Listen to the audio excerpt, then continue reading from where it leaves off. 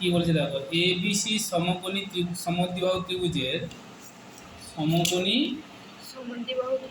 মানে সমকোণী ত্রিভুজ তো একটা কোণ 90 ডিগ্রি হবে, আর সমদ্বিবাহু মানে দুটো বাহু সমান হবে।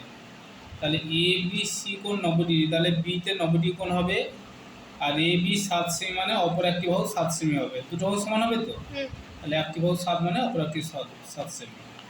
তাহলে প্রথমে আমি 7 সেমি টানবো, এটা নাম দাও এ বি, কত সেমি, 7 সেন্টিমিটার, ঠিক আছে।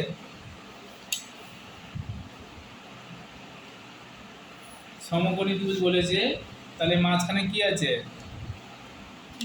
বি। এখানে বি সঙ্গে সঙ্গে বি নাম দেবে, এখানে 90 ডিগ্রি কোণ করবে। ঠিক একই রকম এটা 60 ডিগ্রি, আর একটা কোণ 120, এই 60 অর্ধেক করলে 30 হলো, তখন 60 আর 30 কত হলো, 90। কি কোণ এটা, এ বি সি কোণ, তাই তো। এ বি কত দেওয়া আছে, 7 সেমি।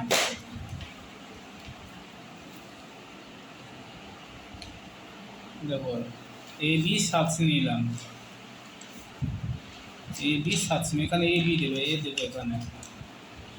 এটা কি বলছে, সমকোণী সমদ্বিবাহু ত্রিভুজ, দুটোও সমান তো, তাহলে এ বি যদি 7 সেমি হয়, অপর একটি বাহু 7 সেমি হবে, সমদ্বিবাহু। তাহলে এইখানে 7 কাটলাম, তাহলে এটা কি কোণ, এ বি সি, এইখানে সি দিলাম, তাহলে দুটো বাহু সমান হয়ে গেল। সমকোণী সমদ্বিবাহু ত্রিভুজ, দুটো বাহু সমান হয়ে গেল, তাহলে একটি বাহু 7 হলে অপর একটি বাহু 7 সেমি হবে। আর এটাকে অতিভুজ বলা হয়, অতিভুজ যোগ করে দেবে, অতিভুজ বলে এটাকে, অতিভুজ বলা হয়। তাহলে সমকোণী সমদ্বিবাহু ত্রিভুজ হলো, যার ক্ষেত্রে A B R B C সমান হলো এ বি সি কোণ। লিখে দিতে পারো, কোথায় লিখে দাও, ত্রিভুজ এ বি সি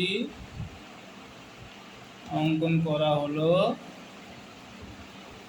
যার এ বি সি কোণ কত ডিগ্রি, 90 ডিগ্রি, আর A B equal to B C সমান কত সেমি, 7 সেমি। বুঝতে পারছো কোনো?